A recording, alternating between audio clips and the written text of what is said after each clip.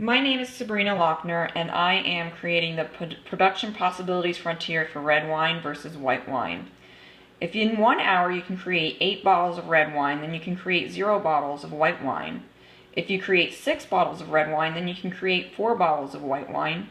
If you create 4 bottles of red wine, you can create 8 bottles of white wine. If you only create 2 bottles of red wine, then you can create 12 bottles of white wine. And if you don't create any red wine, you will create 16 bottles of white wine.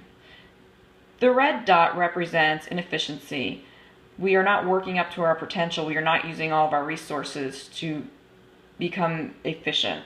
The green dot represents it's outside our realm of possibility. We don't have enough materials or people or labor to actually be as efficient as we want to in the green dot. The next slide is for 8 hours. It's exactly the same except for it's multiplied by 8. So if in 8 hours we can create 64 bottles of red wine, we don't create any white wine. If we create 48 bottles, we create 32 bottles of white wine. If we create 32 bottles of red wine, we create 64 bottles of white wine. 16 bottles of red wine will give us 96 bottles of white wine. And if we choose not to create any red wine, then we will create 128 bottles of white wine.